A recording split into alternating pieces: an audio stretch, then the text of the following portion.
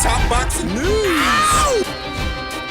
Okay, we'll start with this. On the heels of the controversial outcome of this weekend's 140-pound WBA title fight, Ismael Barroso said an injustice to stop the fight. I don't understand why it was stopped. In truth, most people don't. Rolly wasn't landing. Barroso still has no idea what happened at the end. I am fine. I think it was an injustice to stop the fight. I was landing the better shots, Barroso said. It was a push on that first knockdown. It wasn't a big blow or anything. The referee just stopped the fight and he didn't say anything. You can see it clearly. I'm the one who's hitting him. There was nothing clear that he hit me with. I don't understand why they stopped the fight. It's because Ishmael wasn't in on the gag. I have my theories about Alberto Puello's situation with Vada and how all of that came into being and how this could have been a clandestine effort to put Rolly Romero in the ring with an opponent that he was likelier to beat. Yeah. An older opponent. Who's lost at least 3 times already. You want to call me the Alex Jones of boxing? Go right ahead. But I think all of this was a clandestine effort to put a belt in Rolly's hands. And they did whatever they had to do to ensure that happened. Even if it meant stopping this fight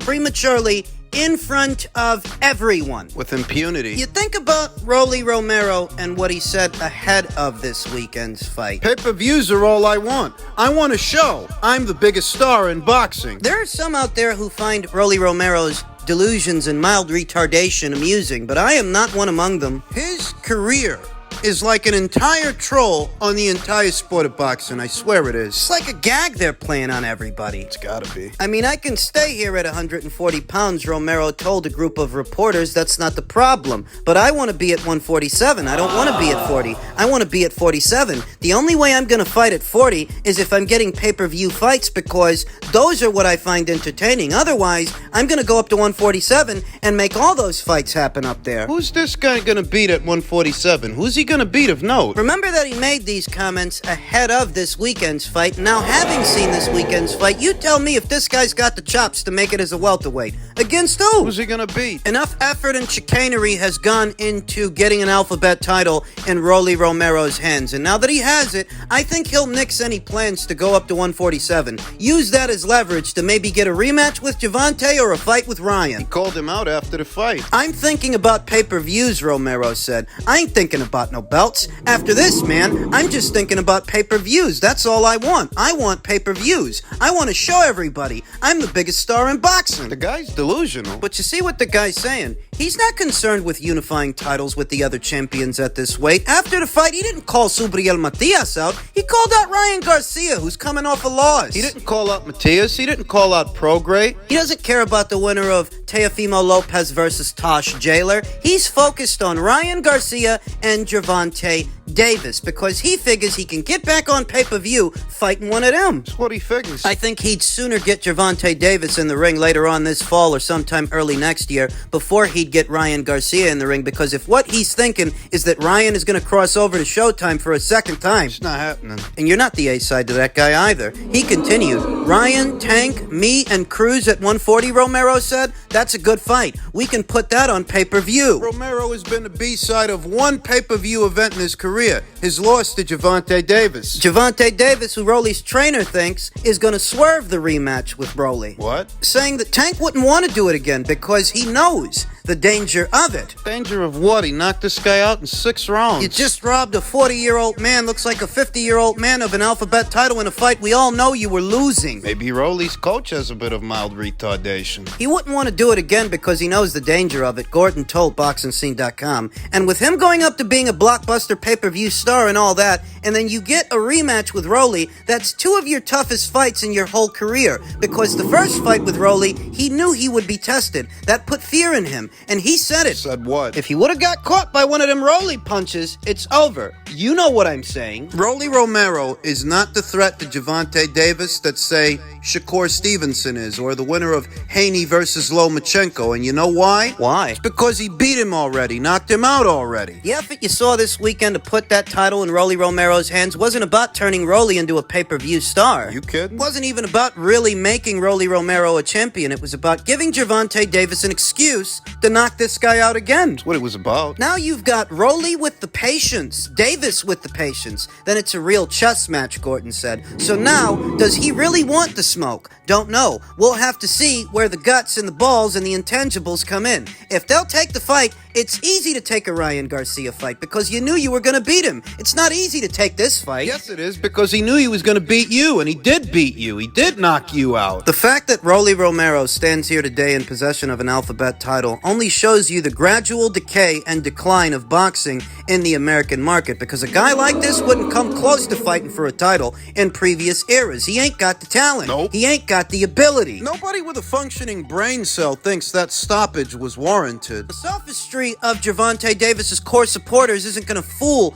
anybody. Fallacious arguments made in bad faith by those who would turn a blind eye to this brazen chicanery when we all know what this was for. Setting the stage for a rematch. Setting the stage for a second fight. Rolly's coach continued, he can crack and he throws a lot of punches in variety, but that's what's going to make him tired faster. And by 7 or 8 rounds, we'll start seeing his diminished conditioning, stamina, and that's when Rolly will take over. I think if Barroso gets hit to the body, he might not want to continue. Oddly enough, it was Ishmael Barroso that was hitting Rolly to the body. It was Ishmael Barroso that was the busier, more active fighter, throwing punches and bunches and actually landing them, unlike Rolly. At a registered 40 years old, though most speculate based on his appearance that he's a lot older than he lets on, the much, much older fighter was the much more effective fighter and the harder puncher. Tony Weeks, along with several others, helped to rob Ishmael Barroso of what looks like a lifelong dream, of what could have been his first alphabet title. It's exactly what Ishmael said it was. It was an injustice. Criminal.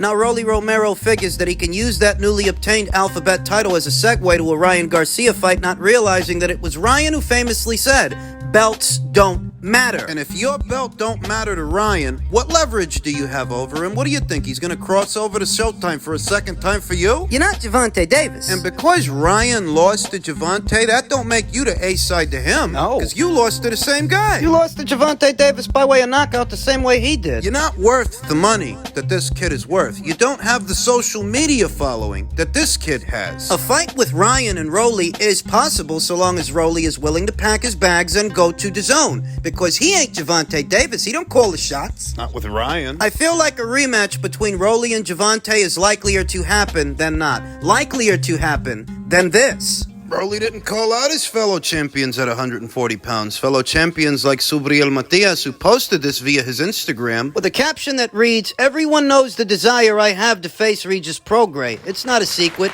Please, Juan Ivan Orengo, Jomi, gift me that victory this Christmas. We know that Matchroom is currently attempting to make another high-profile acquisition in Subriel Matias, who they visited in Puerto Rico while he was in training. People at the PBC, where Subriel Matias has been fighting up until this point, they're not going to get him a Rolly Romero fight. Not that Rolly wants one. They're not going to get him a Davis fight either. And if they're not going to get him those two fights, what can they do for him? Unless Subriel Matias wants to end up like Jermel and Jermall Charlo, who have been inactive the last 12 months, the last year or so. Jermall, he's been inactive the last 2, as has Errol Spence Jr. and Keith Thurman. Gary Russell. Leo Santa Cruz. Those guys that, at least historically, the PBC has been invested in. Unless he wants to end up like those guys. He better jump ship. He better take Matchroom up on their offer. On the off chance that he doesn't end up collecting dust on the PBC's shelf, and they do get him some fights, they'll just be stay busy fights. They won't be high profile fights. PBC can't do a lot for this guy. The biggest and best fights within arm's reach for Subriel are on other sides of the street. The Matchroom side in particular. That's where he should go. As a reaction to this past weekend's fight with Rolly Romero and Ishmael Barroso, Paulie Malignaggi had some very interesting insights. Insights into how some of these outfits will sign fighters to these deals that limit their autonomy without having any immediate plans for them. They just keep them on the shelf and conjure them up whenever it's convenient. Most fighters come from very tough situations, difficult situations, and this boxing crap is their only way out of it. I'm going to tell you when I first saw Ishmael Barroso at the weigh-in for the Yusuf Kinda fight, a fight which he wound up winning and upsetting the prospect. Unfortunately, Barroso's always had to be, he's had a pretty low budget, low level management promotional team that has always just flipped the B-side on him. Unfortunately, in boxing, one of the dirtiest things we have in boxing is people that sign fighters. They don't have TV dates, and they just hold on to them, and they just wait for them to become opponents, to get calls to become opponents, because they can't move them themselves. And so what happens to these guys? They can never fight often enough to build up enough of a savings to, you know, be comfortable from boxing. And this is why guys eventually have to go get jobs or whatever. It just becomes very, very difficult. And then some guys have very tough circumstances, and really boxing is their only way out. So when they end up with these managers or promoters that just lock them into deals and then can't get them dates, don't get them dates, and literally only make them opponents, it gets harder, especially when those guys are punchers like Barroso. Nobody's going to knock on your door asking for Ismael Barroso as an opponent. He was fortunate enough this week because it was literally a last-minute thing, and Showtime needed a last-minute opponent, and Barroso was able to get that call. But Ismael Barroso only fought once in 2021. Just once. Only once last year. Once. And this was his first fight of this year. Now, what Paulie Malignaggi was saying is in direct reference to Ismael Barroso. How does that apply to Subriel? If he doesn't play his cards right, he's going to end up being one of these guys stuck on some side of the street. No fight dates, because whatever resources the promotion has are likely going to go into more high-profile fighters to finance those fights as opposed to his, or they'll keep him busy, they'll keep him active in fights that nobody cares about. As bizarre as this might sound, even though Romero doesn't have Subriel Matias' talent, even though he's not as good a fighter or even as entertaining as Subriel Matias is, in action, the PBC would likely put more effort into Rolly's career than Subriel's. That's how strange boxing can get sometimes. That's what can happen. So it behooves Subriel to get the hell off the island and go to Matchroom. Widespread reports speculate that the acquisition is close. This acquisition for Matchroom. To that, Regis Prograis himself reacted by saying, now. Does it make sense? Does it make sense that he went to Matchroom? A rhetorical question, because upon news breaking that Regis had inked a deal with Matchroom, he was criticized in some circles. Some felt that he should have gone to Top Rank to see about getting a fight with Teofimo, which I still don't think was likely, or a fight with Jose Ramirez, who he already tried to fight 2 times, still no luck. Wasted enough time on that. Some people felt that he should go to the PBC so he can fight Subriel Matias. I wouldn't have been averse to Regis Prograis going to the PBC side of things if I were confident that the PBC were intent on making the fight, but they weren't. At no point were there any reports of the PBC making a play to bring Regis over there so they can do that fight, bankroll it, because somebody has to. Fight's not going to get made on its own. It don't make itself. PBC, it's not a serious boxing outfit. These are not serious people. Look at how hard they had to work to get a belt in Romero's hands just for Gervonta Davis to come along and take it from him. That's what they're all about. That's it. Smoke, mirrors. These are not serious people. These are not serious fighters, serious pugilists. And if you are, you better get the hell away from them. If Subriel Matias knows what's good for him, he'll go to Matchroom. The PBC is no place for an ambitious fighter, a fighter that wants to fight often, a fighter that wants to stay active. They may have some fighters they're invested in that they're willing to keep more active than most others, but the PBC is no place for Subriel Matias. There's nothing they can do for him except stifle his momentum and stifle his career. The biggest fights he can have are on other sides of the street. It's just the truth. Time to go. Very soon, on the PBC side of things, you're going to see Danny Garcia challenging Erislandy Lara for his newly obtained WBA title. Danny Garcia, who's done absolutely nothing as a middleweight to earn a title shot. It's not even a sport with these people. The WBA are allowing it. They're sanctioning this fight, even though there is a mandatory challenger in the queue by the name of Michael Zarafa. All these shenanigans and backdoor deals to put titles in the hands of fighters that don't deserve them. I may not even want to broach the subject of how this fight ends and touch on it with a 10-foot pole on the premise that when you're talking about PBC fights and PBC fighters, they're barely even fights. It's barely even boxing. It's barely even a sport with these people. More akin to a scripted drama or sports entertainment like the WWE. Lara, who captured the WBA's regular title in 2021, was eventually elevated to full title holder status once Gennady Golovkin refused to consolidate titles with the Cuban star. By and large,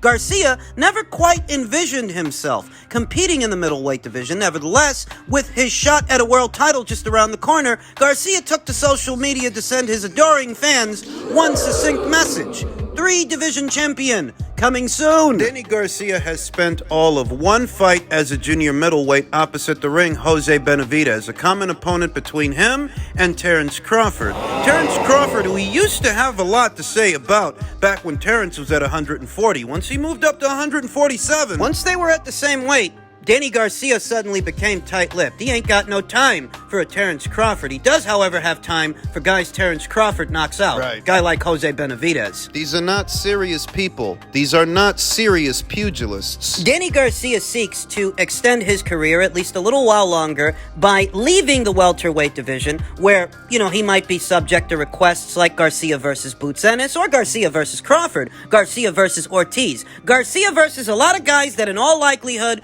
would and could stop him. If he stayed at 147, that's the kind of people they'd be asking him to fight. He moves up in weight. And he didn't fight one of the more established junior middleweights at junior middleweight to get a feel on how he feels there. No, he fought a guy from 147. This guy moved up to 154 to fight a guy from 147. Basically. Now he's moving up to 160 to take on Lara, a two-division champion. Based on what we've seen so far in terms of boxing, based on the style of the fighters, normally I would favor Lara to win because I've never been all that impressed with Danny Garcia's boxing. And a pure boxer, a mobile one like Lara, in theory, he should win the fight. He's the taller, longer fighter with more experience at these weights. He may be some years older than Danny Garcia and slower than he used to be, though Danny himself has never been all that fast. He's never been a speedster. He's got heavy feet. Works off the counter, thereby letting the other man lead the dance. And if you do that with a pure boxer, 9 times out of 10, he's going to outpoint you from a safe distance. Though because this is the PBC we're talking about. You can't think of the fight from a boxing perspective. I told you, whenever I'm watching one of their cards, I just get the sneaking suspicion that I'm not watching a competition. Not always. It's not always an actual boxing match. You look at the effort